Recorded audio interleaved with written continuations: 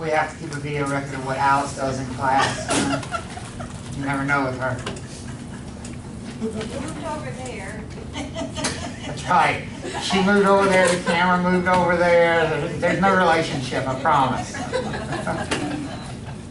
She came with a set of commands from the Real Estate Commission. Watch that one. That's what they said. Residential construction. This chapter is all about vocabulary.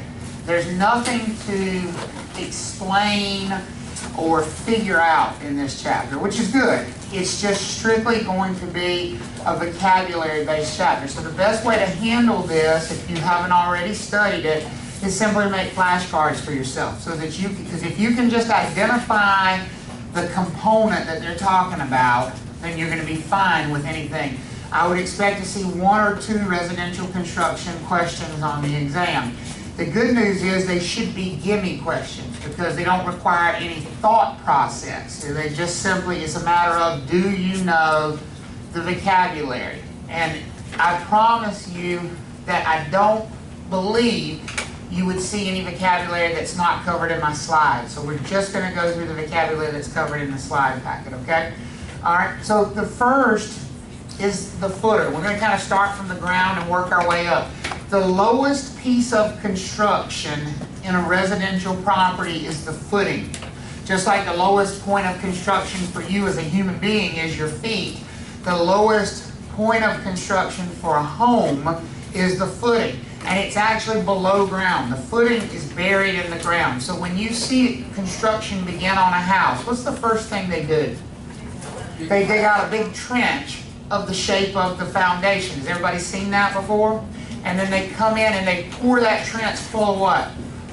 Concrete. Those are the footers for the house. The reason that has to be done is you have to get the foundation of the home below the frost line. That's something you should know about a footer. It always has to be below the frost line. The frost line is the lowest point in the ground that gets below freezing, the lowest part of the soil that freezes during the wintertime. So is that going to vary tremendously based on where you are in the country? Oh, yeah. Absolutely. Frost line in North Carolina is about 18 inches deep. That's it. About, well, and that accounts for the coldest it could ever possibly be. Generally speaking, the frost line itself is about 12 inches deep, but we pour footers 18 inches deep just to be extra sure. The reason is that soil that freezes expands. Have you ever left water in a bucket and let it freeze and see what happens? It'll blow the bottom out of the bucket. Have you ever noticed that? Because it expands so much. And that's why pipes burst when they freeze. So soil that's wet does the exact same thing. It expands. Well, if your footers are sitting on top of soil that could freeze, when that soil expands, it'll raise the foundation up, and then when it thaws, it would drop back down. Well, all that movement would be horrible for your house. Does that make sense for everybody? It's called heaving. You don't need to know that, but it's called heaving when that movement happens. So the only way to prevent that kind of movement is to make sure that the foundation actually goes below the area that freezes so that it never moves. Is the foundation going to have to be in a different place or a different depth if you're in Michigan than if you're in North Carolina? And that right there is the reason, folks, that basements are exceptionally common in colder climates and not common in warmer climates. We don't dig that far here simply because we don't have to. In a place like Michigan, they have to dig. You know where the frost line is in Michigan? 78 inches deep. 78. They don't even bury people in the winter, folks. I'm not even remotely kidding. If you die in Michigan in February, they put you in a box and put you on hold for a few months because you know what they can't do? Dig. It is that hard frozen, that deep. Inches. Inches. 78 feet would be tremendously deep. That's like Arctic Circle, right, cross line. 78 inches. But that's still over 6 feet deep. So that's why you see basements are tremendously common. If you've already got to dig a hole that's 6 feet deep, you might as well go 2 feet deeper and have a basement. Does that make sense for everybody? And so that's why you see basements be the rule in very cold areas, because it's just necessary that they dig the foundation that deep. Here, it's not necessary. It's just an extra cost. So you don't see very many builders who take on that extra cost here because they don't have to. It's one of the great questions you're going to have to answer. If you go into residential real estate in this area, the number of people that move here, they don't understand that, because especially ones that grew up in the Midwest or the Northeast, they're accustomed to every house having a basement or a cellar. You know, they just, it's what they have. And they get here and they look at the house and they're like, where's the basement? What do you mean there's no basement? Yeah, but our houses aren't $750,000 or $1 million. Well, and that's it. So we have a much lower cost of construction because of that. And so there are certainly trade-offs there. But do you understand the idea of a footing? A footing's got to be below ground. It's got to be deep enough to go below that frost line. All right? And it's going to be made of concrete. Always made of concrete of some type. So if you see it on the test, it's the lowest part of the construction. It's where construction begins. Everybody okay? All right? Now, on top of the footing is the foundation wall. The foundation itself sits on top of the footing. So the footing supports all the way to the house. The foundation wall just builds it up above ground. Because here's what we don't want. We don't want to just start building wood on top of the footing. Because where is the footing? In the ground. Does wood do really well if you put it in the ground? No, it's going to rot. Even if it's pressure treated and designed not to, over time, it's going to rot if it gets wet. So we need something to build up from the ground to get the wood elevated. Does that make sense for everybody? At some point we're going to change over to wood, but we've got to stay concrete or brick or block, some type of masonry, just to get it above ground level. That's what the foundation wall is for. The foundation wall is there to just build that thing up just enough to provide clearance so that you don't have wood rot. Everybody okay on that? So when you walk up to a house in North Carolina and you look at the house, inevitably you're going to see siding on the outside of the house, but at some point the siding stops. Think about your house. If you envision the outside of your house, at some point the siding stops. And what do you see below the siding? You either see concrete or what? Or brick. Those are the foundation walls that you see. That portion that you see where the siding stops and going down into the ground is the foundation wall. Okay? Everybody good with that?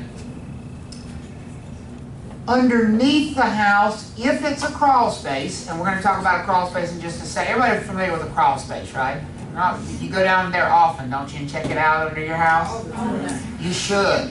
At least once a week. Make sure you go down there and crawl the whole thing. Just check it out. Make sure you know what's going on down there. Especially this week. Make sure those snakes that have moved in are comfortable. Because they have definitely moved in there with you this week. They find high ground. And rats too, by the way. You can rest assured that they have moved in with you this week. Yes. If you don't want mice in your house, I would suggest you go get traps and paraphernalia now, because with all the water, I can assure you, wherever they were has been flooded out and they have sought dry ground. So they're in there with you this week. So now's a good time to work on that. Underneath a crawl space house, you need something to support the floors. Remember, the foundation walls are coming up out of the ground, so you're getting height now. Okay? Well, the house is sitting on top of those foundation walls, but imagine if the house's only point of contact was around the foundation walls. Think about your floors. Now, this floor is different because it's a concrete floor all the way across.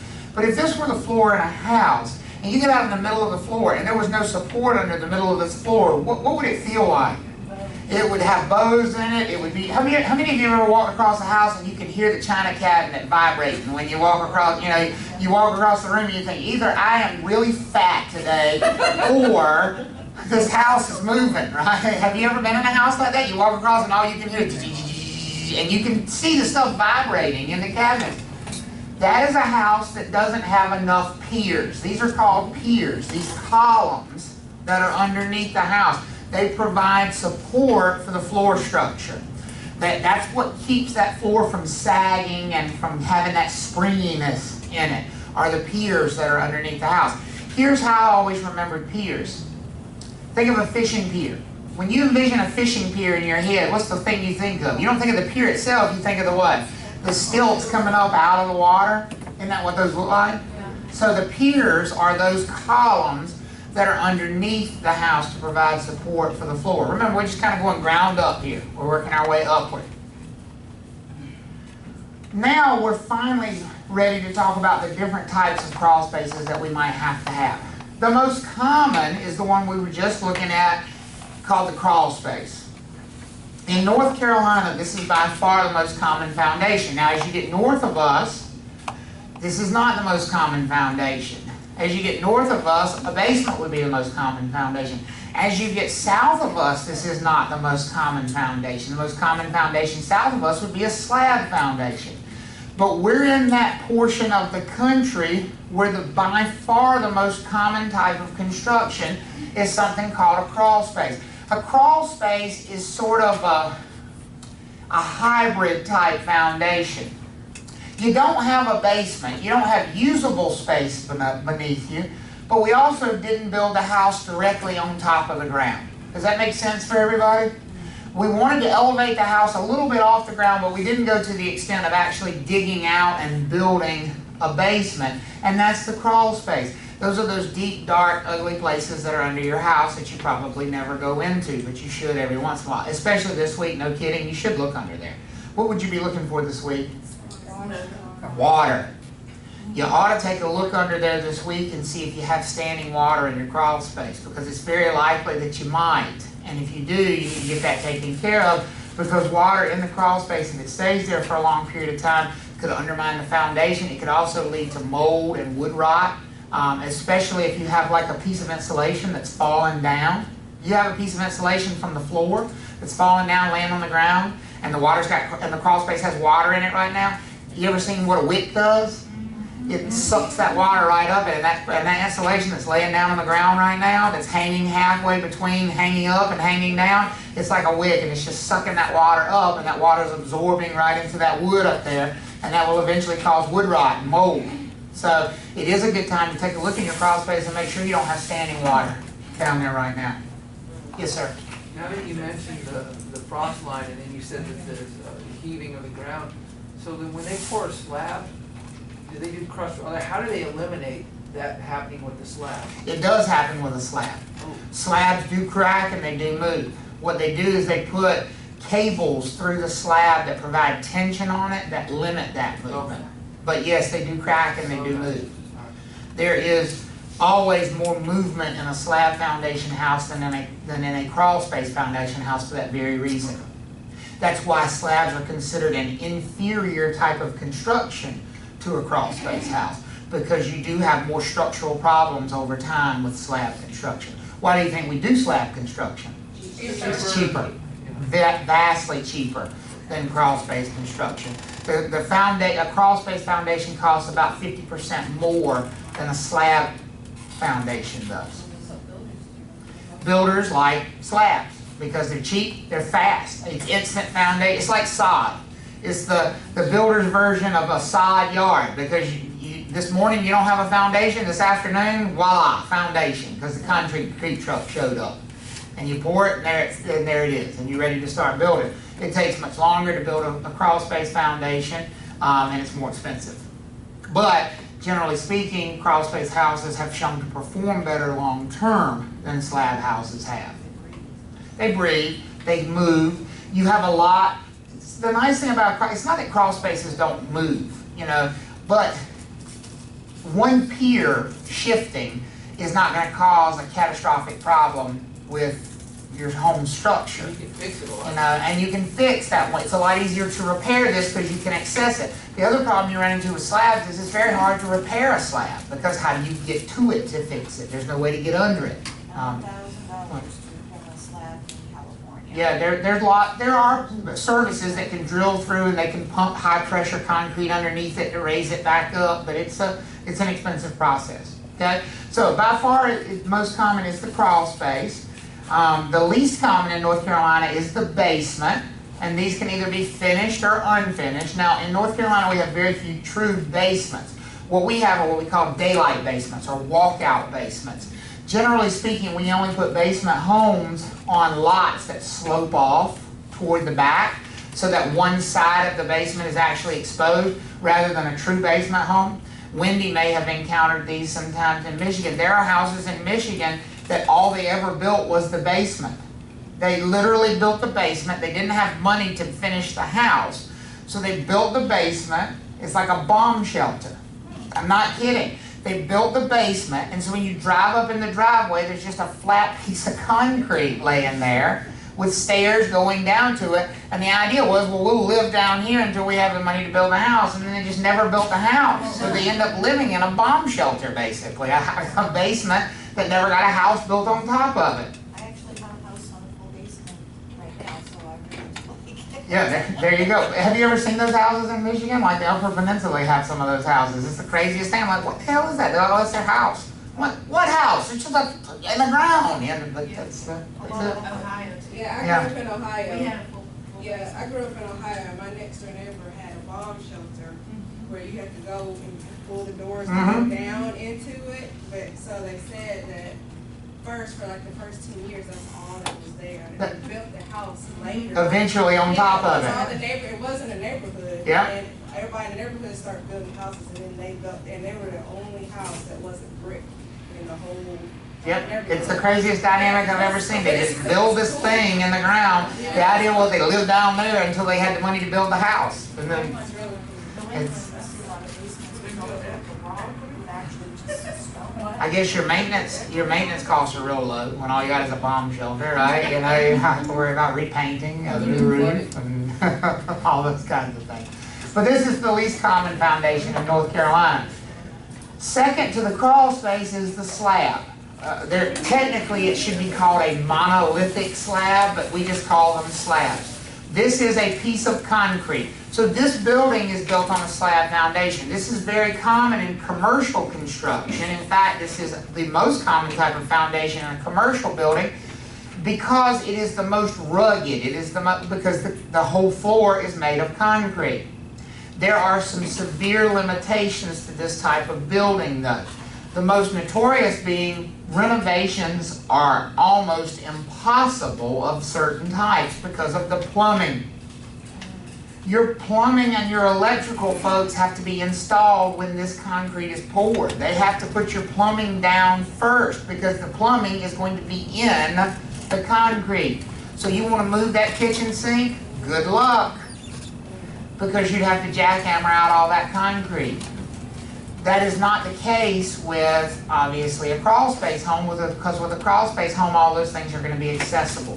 So the downside to a slab construction is simply accessibility. It's very hard to get anything to work on it with a slab. Everybody good on the 3 different types of foundations? Which one's the most common in North Carolina? Crawl space, by far. Good. Now, some terminology, and I've tried to help with the pictures. I'm going to hit the lights for a second so you can see the differentiation here. All right? So, with this picture, you see 2 things that you might get on a test. The sill, which is this piece of wood down here at the very bottom. Notice, this is, what would this be called? This, and the foundation wall. It's a basement foundation, right? But this is called the foundation wall. The part of the foundation that you can see above ground is called the foundation wall. The sill is the piece of wood that sits on top of the foundation wall. So that first piece of wood that we put down, the place where we change over from concrete or brick to wood, is called the sill, S-I-L-L. I can always remember this because I think of a windowsill or a door sill. Where is a windowsill? At the what? Bottom. The bottom. Where's a door sill? At the bottom, right? So the word sill means bottom. So in the case of your house, the sill is the lowest piece of wood in the construction. It is the first piece of wood that you come to. If you're working your way up from the ground, all right, you're like foundation wall, foundation wall, foundation wall, there's the sill right there. Is everybody with me on that? Now, on top of the sill, you start to get the flooring structure. And these are called the floor joists. Joists, J-O-I-S-T, joists, are the pieces of the structure that give both the floor and the ceiling their support. So if you're in a normal house, the thing that's holding the floor level and the ceiling level would both be called what? Joists. The ones on the floor are called floor joists. The ones on the ceiling are called ceiling joists. Okay? Everybody all right with that? So the floor joists are going to be what gives the flooring structure. So that's what your flooring would be attached to on a crawl space house. Now, on a slab house would still have floor joists, just not on the first floor. Because on the first floor, what would support the flooring on the first floor of a slab house? The slab itself. There wouldn't even be a sill. There wouldn't even be a sill underneath the flooring. There would just simply be concrete. So when you have a slab house, you have concrete and then flooring. So if you have like hardwood flooring, for example, that hardwood is probably laid directly on top of the concrete.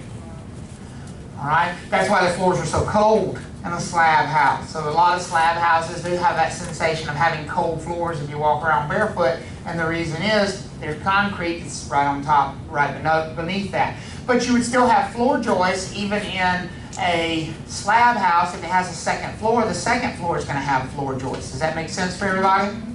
And they would all have ceiling joists, of course. That would be what would support the ceiling. Other components of the floor that you might see on a test, I don't think you would see most any of the rest of these except maybe subflooring.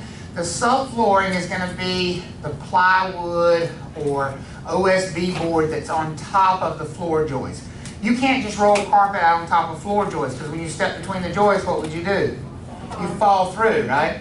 You can't even put hardwood right on top of the floor joist. There's not enough support there. So you've got to put some plywood, something to give you a flat surface to work on. That's called the subflooring. You might see that. As far as the walls themselves, within the framing of the walls, watch your eyes. Within the framing of the walls, you need to know what studs are, and you need to know what headers are. The studs are that thing you can never find when you're trying to hang a picture. Right? The studs are the vertical up and down pieces of wood inside the wall that are behind the sheetrock, behind that wall board, which give the wall its support. And if you want to hang something and have it not fall down, you need to find the studs, of course, and hit it. Otherwise, you're just nailing it to the sheetrock, which doesn't provide much support. Headers are built into the walls anytime you have an opening in the wall. So like, for example, above a door, above a window, you would always have a header. A header is designed to provide support for that opening. And as you can see, like in this case, this is a doorway. You've got to have something that supports this opening right here, because otherwise these studs above the door wouldn't have anything to attach to. Does that make sense for everybody? So your header basically just covers the gap. It creates structure for that gap so that the door doesn't sag. Otherwise the door would sag and stick. That's what a header's for. Well, and if it was a window, what would the window do eventually? It would pop out or just break. It would crush it, because you would get this kind of sagging. That header is designed to provide support so that that doesn't happen. The sole plate, where are the soles of your shoes? On the bottom. So in a wall, the sole plate is that bottom piece of wood that the wall is constructed of. The walls are really built laying down and then they stand them up in place. The bottom piece is called the sole plate. The upright parts are called the studs, and then the top piece is called the top plate. So sole plate, studs, top plate. Everybody okay with that? I don't know why they want you to know this, but they do. They do. They do. And it's just going to be memorization. So you ought to be able to just kind of word through these and just memorize. That's all you're doing is just memorizing for vocabulary. You don't have to know any application of it. You know, you don't have to know that they're 2x4s or 2x6s or anything like that. Just know what a stud is, know what a top plate is, know what a sole plate is. When we get into the roof itself, we already talked about the ceiling joists. So the ceiling joists are going to be the pieces that give the ceiling its shape when you're inside the house. Everybody okay with that? The roof has an entirely different shape. Usually the ceiling is going to be what? Flat. The ceiling joists are giving it that flat shape. But the roof is not going to be flat. It's going to be what? It's going to be pitched or sloped.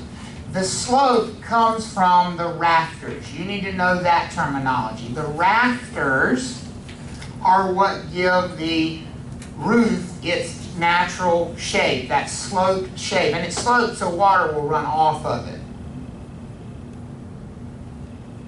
Generally speaking, the more sloped a roof is, the less likely you are to have water intrusion problems for obvious reasons, because the more sloped the roof is, the quicker the water runs off of it, the less likely it is that you have water intrusion problems. So that's one of the reasons you see significantly steeper roofs now than you did many years ago. Yes, they're harder to work on, but they do perform better long term if they have more of a pitch to them, more of a slope. And if you live in the northern regions, the better the pitch, the less the snow will. Right, and that is also true. In northern climates, the more pitch you have on the roof, the less snow that would collect up there. It would fall off more likely. You wanted it to fall off because you get 8 feet of snow, so you need it to not all be on the roof. That scared me. What are you doing over there? It's You making like balloon animals over there in the corner or something? I thought she was popping champagne bottle over there in the corner. We don't know what's in that bottle. Exactly, we might need to investigate. Yes, ma'am, Michelle. I'm sorry, if we can go back to the previous one, what did you say the top plate was again? The top plate is going to be the top portion of the wall.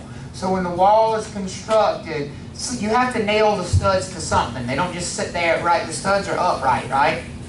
So think of if you were putting the studs together, you need something to sandwich them together on the bottom and the top. The bottom piece is called the sole plate, the top piece is called the top plate. And with the studs are in the middle. That's the wall structure. Okay? Other than the ceiling joists and the rafters, the only other thing you need to be familiar with about the roof structure is the eave. The eave is this overhanging portion. Think about your house. The roof does not stop with the wall. That would look funny, wouldn't it? If you think about it, if you have, sheds are usually built that way. A lot of times you'll have a shed where the roof comes down and immediately goes straight down the wall. But you don't see very many houses built that way. Houses usually have an overhang of sorts. Like I have hanging baskets underneath the eave of my house all the way down the front. There's usually a substantial overhang, and that overhang is called the eave. That's one that they like to test you on a lot. You need to know a couple of main parts, and I've tried to highlight them here, of the eave, all right? The fascia board, or fascia, some people say fascia, I think is the correct pronunciation, is the front-facing board. That's what the gutters are attached to. So if you look at the front of a house that has gutters, the gutters are attached to the fascia board. Underneath the eave, the underneath part of the overhang is called the soffit. So that's if you're standing on the ground beside your house. So imagine you're standing right beside your house. Here's the wall of your house. You walk up to the wall, you're standing underneath it, you look up, you're standing under an overhang. Does everybody know where I'm talking about? What you see underneath that overhang is the soffit. The whole overhang itself is the eave, but the piece that you see that you're looking up at is the soffit. It's usually vented. There's usually little vent holes in it because it provides ventilation for the roof as well. So if you were to go in the attic, the soffit would be the part that you could see light coming up and through. Have you ever been in your attic and looked all the way out at the outside edge and you see that there's light coming up from the outside? That's the soffit vents that you're seeing that light come up. That's supposed to be that way. You're supposed to be able to see that light from the outside because that's providing ventilation for your roof. Otherwise it gets exceptionally hot. It's going to be exceptionally hot in there anyway, but even hotter. Rodents and things like that getting up. Sure. Okay, so make sure you're good with the fascia board and with a soffit. Obviously, I think you all know what a gutter is. I cleaned mine out last week before the storm. Such fun. Such fun. I am glad I did take down the lights in my backyard though, because we had limbs that fall and they would have definitely gotten all ripped down had I not taken them down. So I got the ladder out there and took all the, we have LED lights back and forth across the whole backyard. It's real cute, yeah, so you gotta take them down. Of course now I gotta do what? I help. My neighbors even said, oh, we miss your lights in the backyard. I'm like, well, you can come put them up. We like them a lot. Oh yeah, me too. You can come put them back up. Ladder's right back there if you want to. Be glad for you to do it. Are we good on this? Yeah, good.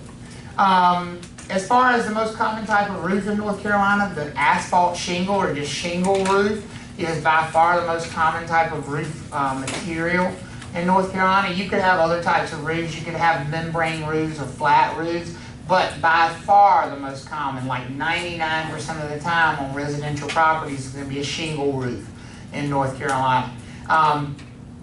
The slope is how steep the roof is. The more slope it has, the more steep it is. And obviously the more slope it has, the more quickly water will run off of it, the less likely it is to leak. Of course, the harder it is to work on. If it's very steep, it's much harder to maintain and stand up there and balance and all those kinds of things. So, you know, there's a trade-off there. The less steep it is, the more likely you are to be able to walk around on it, but the more likely it is to leak. Yes? And I know this is residential, but I was just kind of curious. My church has, and I've seen these blue roofs on a lot of buildings. Metal roofs. What is it called? Metal. Oh, metal, okay. Cool. Yeah, they're usually made out of aluminum now. The most common is aluminum. They are really great depending on the quality of them, but they are not all created the same.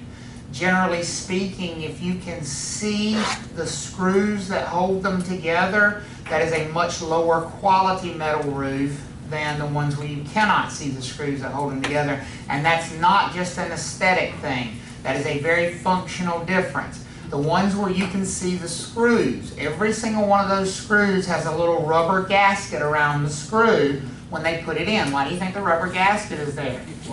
Keep it from leaking, right? Guess what that rubber gasket will do after about 10 years? It will dry rot, it will crack, it needs to be replaced. Do you see how many screws there are in that roof?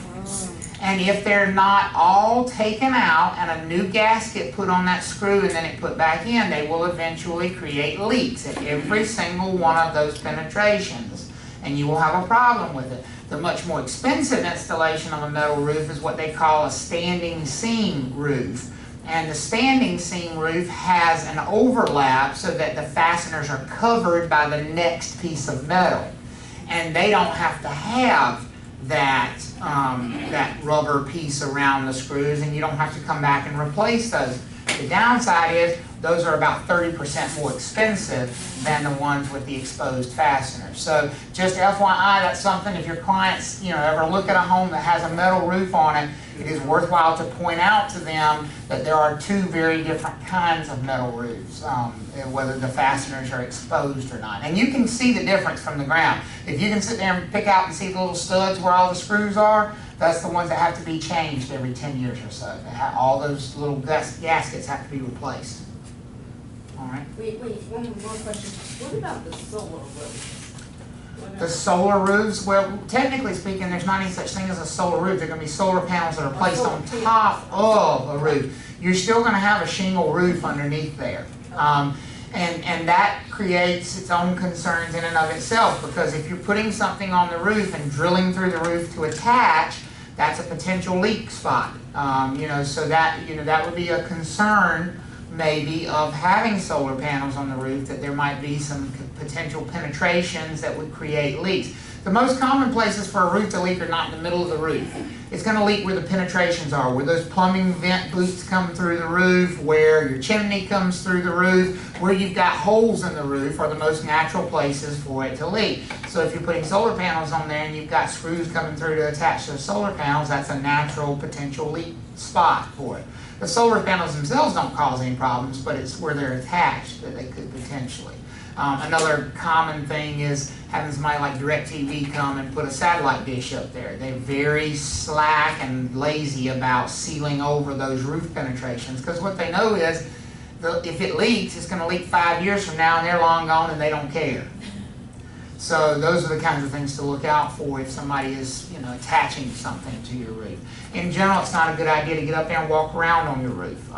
That does damage to the roof. It lessens the life of the shingles by walking around, because it breaks down the glue that holds that little gravel to the shingles. Now, it's not a bad idea to walk the roof every once in a while just to make sure it looks in good shape, but don't just get up. Some people get up there twice a year because they put Christmas decorations up and take them down, and that's a whole lot of extra traffic on your roof, and it is going to take years off of a roof's lifespan. Okay? Everybody all right on that? We good on the word slope? Slope and pitch? Good. What's the lifespan of a roof? 10 I'm years? sorry? What is the lifespan? The lifespan of an asphalt roof, an asphalt shingle roof, if it's well installed and it's not double laid really reduces the lifespan. Double laid means they put one roof on top of another. That's not a good installation. You would think it would be twice as good, right? No, it is bad. It is the cheap way out, and it will definitely lessen the lifespan significantly.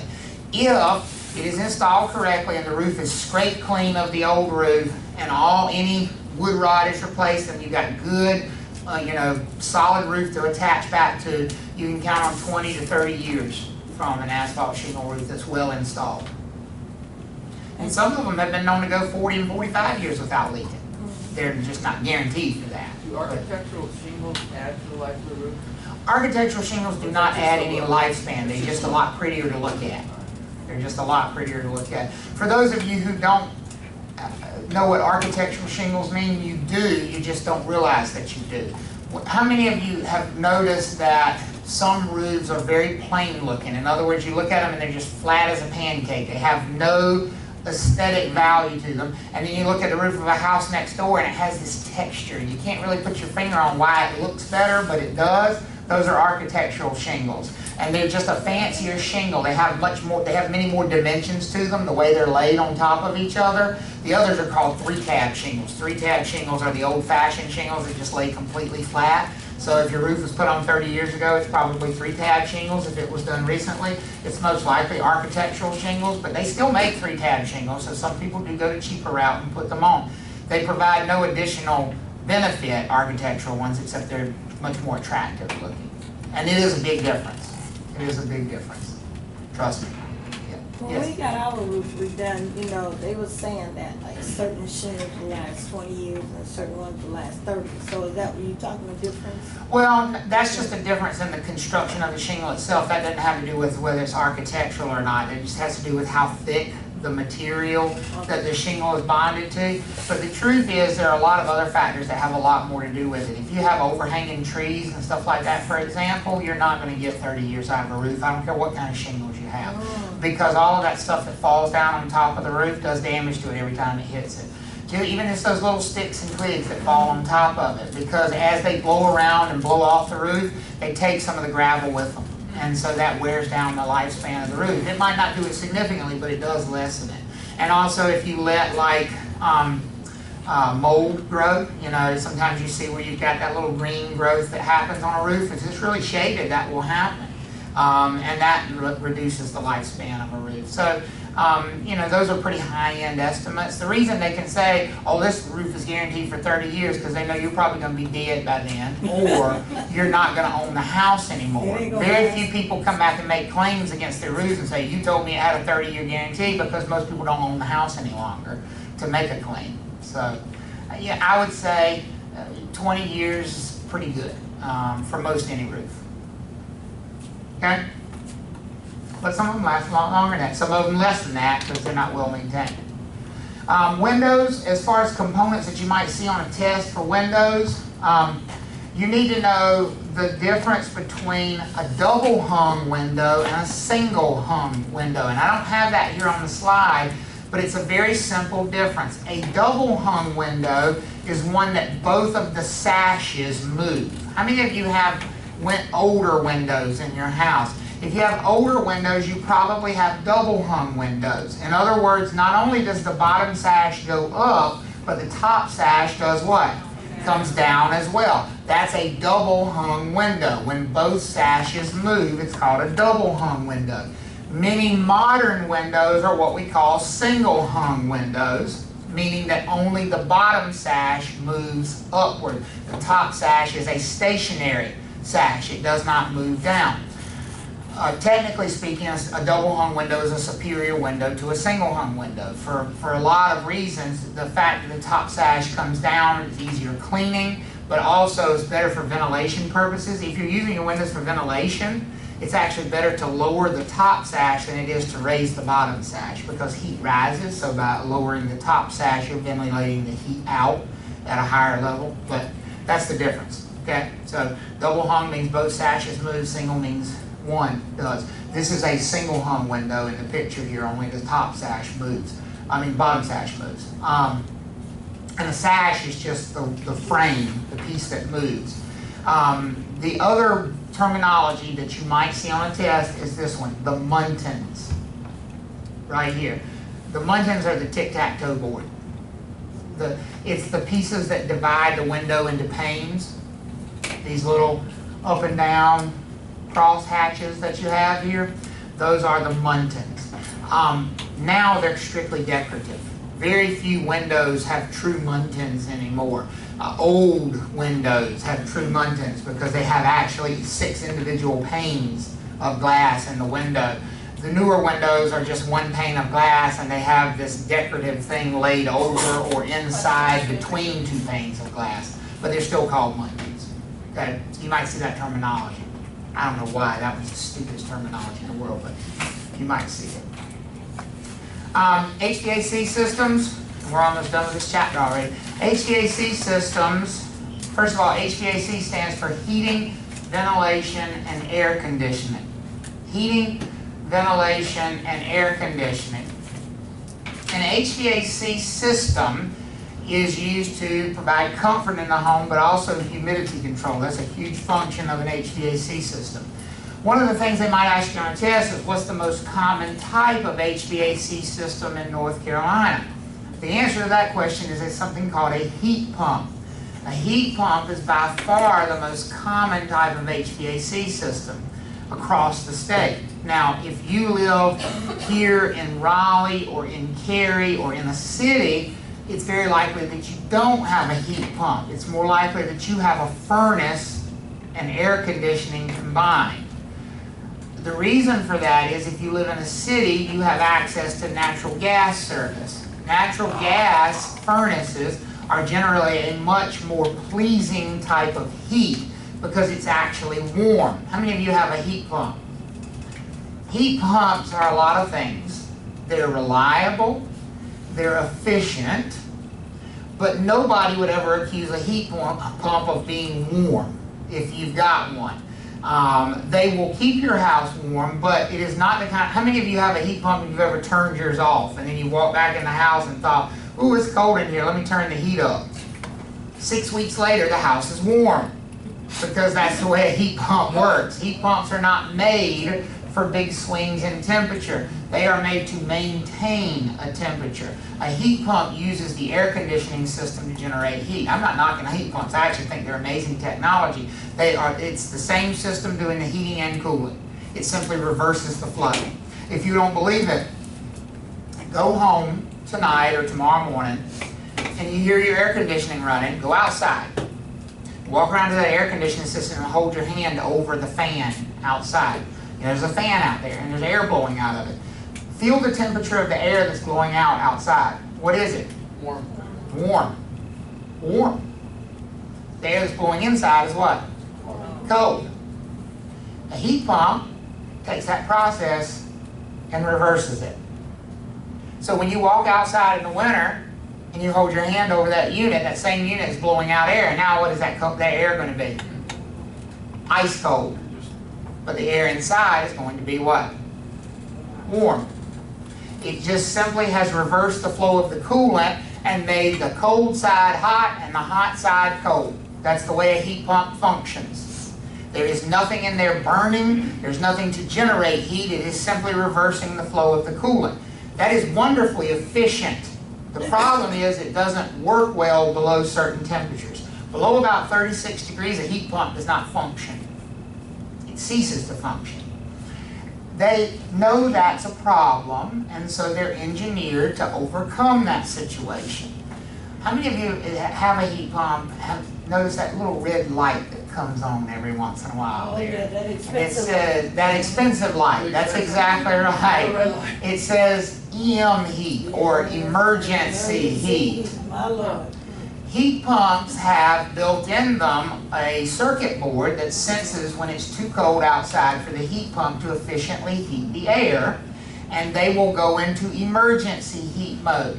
In emergency heat mode, that heat pump goes from the most efficient heat source in the world to the least efficient heat source in the world, the flip of a switch. If you have an old-fashioned meter, one that still has the wheel, when you watch that red light go on, go out there and look at that wheel. It'll be doing this number. Oh. And the house still cold. That's just the way they work. That's the way they work. It's one of the reasons that you don't see heat pumps very often at all north of us, because north of us is too what? It's too cold for them. It's also the reason that you get south of us, you almost exclusively see heat pumps, because they work really well in places that don't get a lot of cold weather. Here in North Carolina, we're kind of in a mixed zone. We're in a mixed zone where if your access is only to electricity or propane, the heat pump is your best choice. But if you have access to natural gas, a furnace is your best choice. And so therefore, most houses that are constructed in North Carolina, if they're in an area that has access to natural gas, they're going to get a natural gas furnace. My house has a natural gas furnace. If they're in an area that has access to only propane and electricity, they're going to get a heat pump. You could get a propane furnace, but that is exceptionally expensive to operate. Propane is very expensive to burn for heat. Yes, it is. And that's why most people don't install it. Okay? Now, I'm going to tell you the secret to figuring out if the home has a heat pump, because you're going to have to disclose that if it does. It's a material fact. Okay? Ready for it? Walk up to that thermostat and look for the red light of death. Because if it's a heat pump, it will have one. It will have an emergency heat setting with a red light on it. It'll have 4 settings. It'll have off, heat, cool, and EM heat. Furnaces do not have that setting on the thermostat, because a furnace just has heat, because a furnace is burning gas for heat, so heat is heat. To give you an idea of the difference between the temperatures, you can also just turn the heat on and hold your hand over the vent and feel which it is. Furnaces, your average natural gas furnace, the air coming out of the vents will be about 140 to 150 degrees. Whoa. Okay? For a natural gas furnace. On a heat pump, the air coming out of the vents will be on average about 79 degrees. That's about all they can do. 79 to 80 degrees. That's about the most they pump it out. So if you ever let the house get really cold and the air is only coming out at 79 or 80 degrees, how long is it going to take to warm it up? A very long time. Yes, ma'am.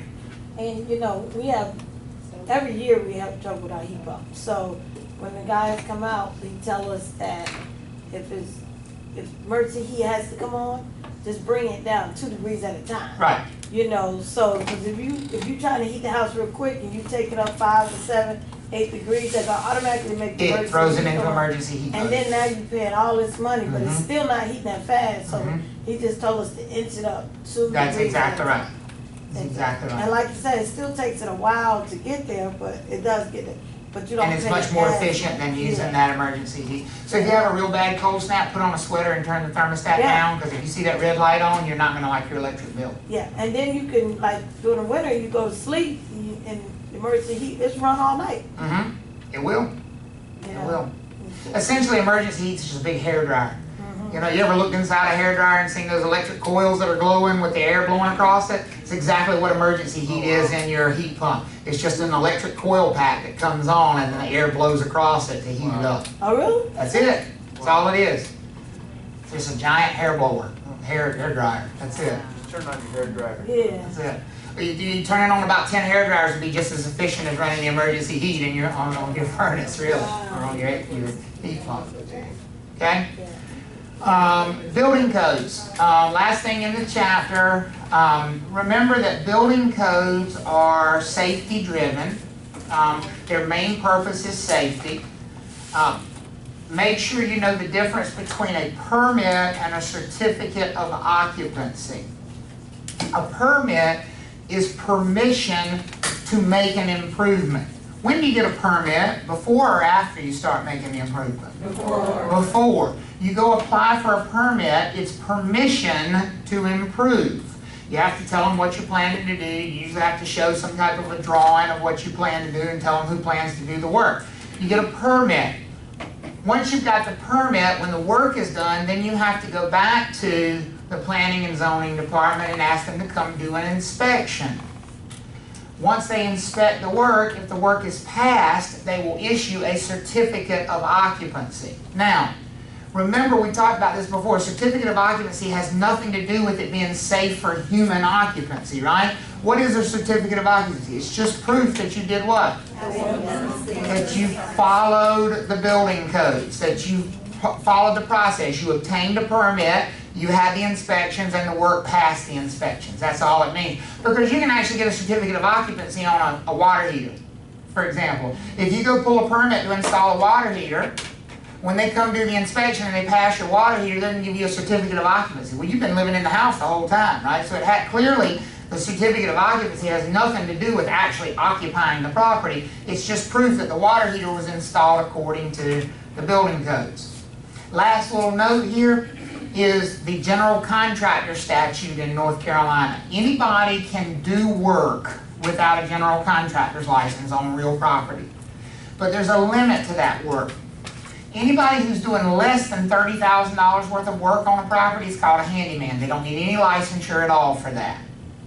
But if they're contracting to do more than $30,000 in work, that requires a general contractor's license. So if you hire somebody to come in and renovate your kitchen at a cost of $42,000, that person has to be what? A general contractor. That's what's required in the law. And no, they cannot do what they call structured invoices to avoid, so they can't invoice you for $25,000 and then for $20,000 in two separate invoices to avoid the general contractor law. Yes, ma'am? So when you say two separate invoices though, can someone do work that's roughly, $25,000 and then later on, is there a... If it's two separate jobs, absolutely. Okay. But if the state finds out that it really was all one project that was just being structured out into two separate invoices to avoid that requirement, that's a big problem. Yes, ma'am? So any kind of improvement that you do on your home, you have to have a permit for it? Any kind of improvement you do on your property requires a permit legally. Yes, that is correct. But there are a lot of people that do There are lots of people. I did. I'm one of them. A ceiling fan requires a permit. I'm not going to get a permit to put a ceiling fan in my house. Sorry, Heck no, not doing it. no. But as a real estate broker, it's my job to inform somebody of what you just said, which is if you're doing this, you got to go get what? A permit. Whether they do or not, that's on them. But I'm required to inform them that legally they're supposed to have one. Obviously, those are, installing ceiling fans are not the kind of things they go after people for. What kinds of unpermitted work do they really care about? large projects. You finished your basement without a permit. You added a bathroom with no permit. You knocked out a wall without a permit. What do they say about decks? Decks, they care a lot about decks without permits. Finishing a bonus room without a permit, absolutely. Especially if you're doing any electrical or plumbing work in any of those things. Or any structural work. That's the reason they care about decks, because decks are considered structural. So, that's a big concern. Decks are one of the top 5 sources of death in your property in North Carolina. A collapsing deck. Not surprised. Because you think about when people have a big party and they have everybody over, where do they put them? On the deck. On the deck. You have 30 people out there all at one time. Recently. Leaning against the, and then the whole. Yeah, there was a property down at the coast not that long ago where a second floor deck collapsed away from the property. They had like 30 people out there on the deck and it was structurally unsound and it just basically detached from the house and the deck became separate from the house with like 30 people on it and then it just teetered and fell over onto the sand dune. Now, did that come from just being old or just saying? It was never built properly in the first place. Oh, wasn't. It was never attached properly in the first place. A deck should be attached straight through with through bolts, not lag bolts. It was pretty common practice years ago to attach with just screws or nails. So like to the outside of the house, they might just nail the deck to the outside of the house. Well, what can nails do? They can pull out, right? The appropriate way now, according to the building codes, is to drill all the way through the deck and the foundation wall and put a bolt through that bolts the foundation and the deck together, so that the deck cannot possibly separate away from the foundation wall of the house. There are lots of decks that are not built that way though. Wow. Lots of them. So now all them old ones are grandfathered in though? They right? are. They That's fall not, off? there's no requirement that they be fixed retroactively, but the reason they want you to have a permit when you redo your deck is so that they can make sure you don't go back and use that same process over again, that you do change it and update it to the newer building codes. And things like hurricane straps, all the joists have to have hurricane straps on them now, which are the hurricane straps. If you've ever looked underneath a deck, in an old deck, you would just see the joists that are nailed to the end boards are just nailed to the end boards. A current deck, you would see they would have a metal strap. Not only the joist going to be nailed to the end board like this, it's going to have a metal strap that connects to both the joist and the end board and is also nailed in, so that if that deck starts to shift, that metal strap will hold those two pieces of wood together. So, you know, the reason they want you to have a permit for redoing that deck is to make sure you update it with all those new safety features. Okay, everybody good with that? That's all for chapter 16. Okay, so let's go ahead and take a break, and we will come back and we will look at fair housing.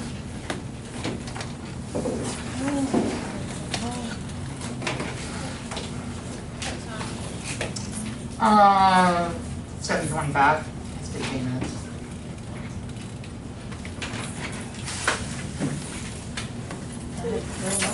They copy you.